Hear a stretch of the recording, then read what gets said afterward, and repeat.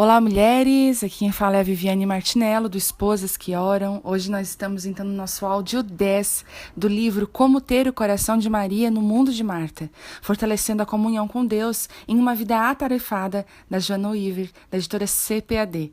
Um tema que tem abrangido tantos corações, tem capturado tantas mulheres e levado elas de volta para esse lugar. Vamos lá? Descarregando as pedras. Jesus veio à terra e imediatamente derrubou a carroça de regras e regulamentos dos judeus. Ele atingiu a liderança religiosa na ferida que mais incomodava, com um golpe bem no meio do seu orgulho espiritual.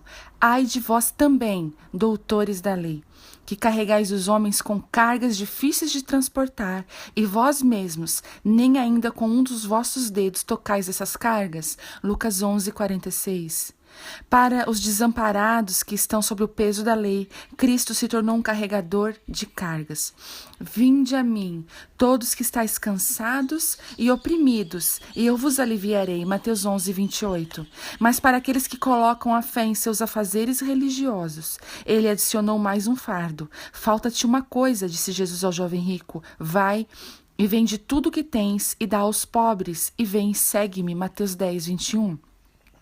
Jesus sabia que mais cedo ou mais tarde o fardo legalista ficaria pesado demais para ser carregado e os religiosos chamariam por alívio. E lá estaria ele. Jesus derrubou todas as tradições dos homens, a ditadura do faça isso e não faça aquilo, que obscurecia a face de Deus. Esse é Deus, declarou o mundo. Olhe e perceba, Ele o ama. Ele me enviou para que você tenha vida e amizade com Ele. Não é a aparência exterior que interessa ao Pai, é seu interior. Foi o que Jesus disse a Marta naquela tarde agitada. Estás ansiosa e afadigada com muitas coisas, mas uma só é necessária. E qual era essa coisa necessária? Não era cozinhar, limpar ou fazer boas obras, mas conhecer a Deus, ouvir a sua voz, deixar a cozinha por tempo suficiente para experimentar a comunhão e a intimidade da sala de estar. Uma só coisa é necessária. Com essas palavras, Cristo repeliu todo chauvinismo e preconceito, toda tradição e ritual. No tocante aos assuntos espirituais, as mulheres não precisavam mais ficar ao lado de fora olhando. Certamente, assim como a morte de Cristo restaurou o relacionamento entre Deus e a humanidade, as palavras de Jesus naquele dia removeram o obstáculo que separava as mulheres do seu Criador. As Escrituras não relatam a resposta de Marta à declaração estupenda de Jesus. Todavia, posso ver Jesus oferecendo a sua mão, dando boas-vindas a Marta para se juntar a Maria, que estava aos seus pés. Gostaria de saber o que Marta fez então. Talvez tenha dado depressa alguma desculpa, o jantar, seu avental, seu cabelo. Talvez ela tenha se retirado como alguém que recebe uma repreensão. Ou, quem sabe, quando parou ali e contemplou os olhos do mestre, tenha dobrado os joelhos e começado a ouvir. O fato é que não sabemos. Embora as respostas negativas ao convite de Jesus em geral sejam mencionadas na Bíblia, o jovem rico partiu triste e os defensores da lei foram embora furiosos. O desfecho dessa história particular não foi descrito. Talvez seja para nos dar a oportunidade de escolher a nossa própria resposta. O que faríamos se soubéssemos que perdemos a melhor parte preparada por Deus para nós? Dobraríamos os joelhos ou voltaríamos para a nossa rotina? Daríamos desculpas esfarrapadas ou teríamos um coração humilde? É difícil ignorar o amor de Jesus. A doce persuasão do Espírito acalma nossos temores e despedaça todas as justificativas. Com base em seus encontros posteriores com Jesus, que abordaremos no próximo capítulo, penso saber exatamente o que aconteceu com Marta. Acredito que ela seguiu a recomendação do seu mestre. Dobrou os joelhos e ficou aos pés e permitiu que Jesus, que Deus, esvaziasse a sua carroça, tão carregada de cuidados, e depois enchesse com sua presença. Somente quando Marta abandonou a extensa lista de obrigações e começou a fazer a única coisa necessária é que começou a dar a Deus o que realmente ele desejava. Descarregando as pedras. Quando minha tia Trícia começou a se sentir oprimida por sua vida agitada demais, ela e o marido decidiram tirar algumas pedras de suas carroças sobrecarregadas. Aqui está o simples procedimento seguido por eles. Talvez seja útil para você também. Primeiro, fizeram uma lista de todas as atividades em que estavam envolvidos: filhos, trabalho e igreja. Oraram a respeito e priorizaram as atividades conforme a sua importância, classificando cada uma com o número de 1 a 4. Então, eliminaram todos os itens classificados como número 4. Embora possa parecer bastante simplista, esse processo realmente ajudou John e a Tricia a aliviarem o peso. Foi difícil deixar as coisas de que gostávamos de lado de fora, diz Tricia, mas a liberdade e a paz que ganhamos valem mais do que elas. Ora, pois, assim diz o Senhor dos Exércitos, aplicai o vosso coração aos vossos caminhos. Ageu 1:5. Dando o presente desejado por Deus. Eu e meu marido éramos casados há menos de um ano e o dia do meu aniversário estava próximo. Ele fazia segredo quanto aos seus planos para a comemoração e eu estava certa de que aquele aniversário seria maravilhoso. E foi. Cheguei em casa e encontrei luzes de vela, rosas, nossa porcelana nova sobre a mesa e sobre o balcão um bolo de aniversário feito em casa. John tinha visitado nossa vizinha, a senhorita Champlin, e ela lhe mostrou como preparar tudo a partir de zero. Eu estava muito impressionada, no entanto, o que mais me intrigou foi a grande caixa no centro da mesa. O que poderia ser? Lingerie? Um vestido novo? Chocolate? John parecia tão entusiasmado quanto eu. Eu insistia que eu abrisse a caixa antes do jantar. Espero que você goste, disse John, com os olhos tão brilhantes como os de um garotinho. Você disse que precisava disso. Precisava disso. Deveria ter sido minha primeira pista. Mas jovem e ingênua, compreendi que o presente seria ainda melhor do que eu pensava. Devia ser aquele caro processador de alimentos que admirei no centro da cidade. Cuidadosamente, desfiz o nó e comecei a desenrolar a fita até o fim. Abra, John apressava. Rasgue o papel e abra. Ríamos enquanto eu rasgava o lindo embrulho em grandes pedaços. Nenhum de nós poderia imaginar minha reação. E lá estava, debaixo do papel de presente mais caro, meu presente de aniversário com todo o seu resplendor. O amor da minha vida havia me dado não um, mas 2, pois ele é um homem muito generoso, organizadores. Um para encaixar o ferro e a tábua de passar, o outro para colocar o esfregão e a vassoura. Eu não sabia o que dizer. John estava tão entusiasmado que insistia em pendurá-los imediatamente. Você disse que precisava. Ele tagarelava enquanto procurava a chave da fenda. Eu precisava, não é? Respondi baixinho enquanto seguia até a área de serviço. Felizmente, éramos ainda recém-casados. Mordi os lábios antes de lhe dar um beijo de agradecimento e, por anos, John pensou ter me dado um presente maravilhoso. Ele deu. Com frequência, oferecemos um presente a Deus, imaginando que isso é o que Ele precisa ganhar.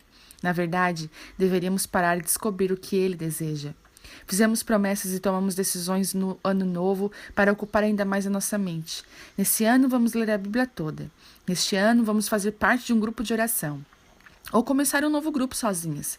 Nesse ano, vamos experimentar aquele jejum de 40 dias de que todos falam. Traçamos metas para sermos mais amáveis e menos egoístas, procuramos oportunidades para servir a Deus, visitamos um doente na segunda-feira, integramos o serviço de aconselhamento por telefone na terça-feira, nos apresentamos como voluntárias da escola na quarta-feira, trabalhamos na assistência social na quinta-feira, digitamos os boletins da igreja na sexta-feira, brincamos com os nossos filhos no sábado e vamos à igreja no domingo. E tudo o que fizemos é importante, tudo isso é bom. O problema é que, ao contrário da opinião popular, não podemos fazer tudo, nem devemos tentar. Paulo explicou esse assunto em Romanos 12. Ele disse que o corpo de Cristo tem muitos membros e cada um deles tem um dom diferente. Isso significa que cada um tem um trabalho diferente para fazer. O fato de 20% da igreja faz 80% do trabalho não é exatamente o que Deus deseja? As palavras de Jesus para Marta são direcionadas àqueles que também estão estendendo os limites do trabalho na igreja. Uma só coisa é necessária. Precisamos reservar um tempo para sentar aos pés de Jesus, para adorá-lo e conhecê-lo melhor. Quando colocamos as coisas importantes em primeiro lugar, ele se agrada em revelar a sua vontade. A nossa parte é cumpri-la. Às vezes penso que tenho dificuldades em discernir a vontade de Deus porque estou cercada pelo óbvio. Obviamente, alguém precisa cuidar das crianças pequenas durante o culto. Obviamente, alguém precisa visitar Kathleen, que está de cama por causa de uma gravidez de risco. Obviamente, alguém precisa selecionar os quarteirões para o trabalho missionário e falar sobre Jesus com o meu vizinho. Estou rodeada de necessidades legítimas e quero atender a todas. E então eu tento, mas no meio de um dia tumultuado de trabalhos encontro-me aflita e frustrada, não mais com a mesma disposição com que levantei naquela manhã. Foi exatamente o que aconteceu há alguns anos quando nossa igreja no Oregon programou uma festa de missões. Alguém, obviamente, precisava tomar a frente, então me apresentei com alegria, certa de que estava fazendo um favor para Deus. Estava irrompendo em criatividade e energia para esse projeto. Senhor, eu disse, tu vais amar o que planejei para ti.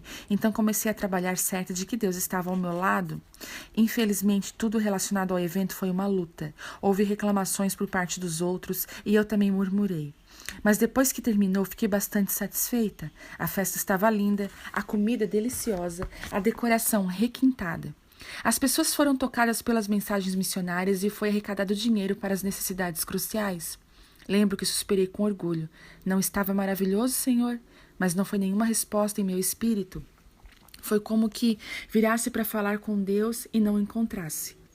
Deus, clamei em meu coração, onde estás? Sua voz pareceu distante. Bem aqui, Joana. E lá ficou ele, pacientemente esperando no lugar onde eu havia lhe contado. Pela primeira vez, meu plano glorioso. Pensei que estivesse nisso, Senhor. Disse enquanto caminhava até o local onde ele se encontrava. Pensei que ficaria satisfeito. Mansamente, ele pegou a minha mão e depois enxugou as minhas lágrimas. Foi bom.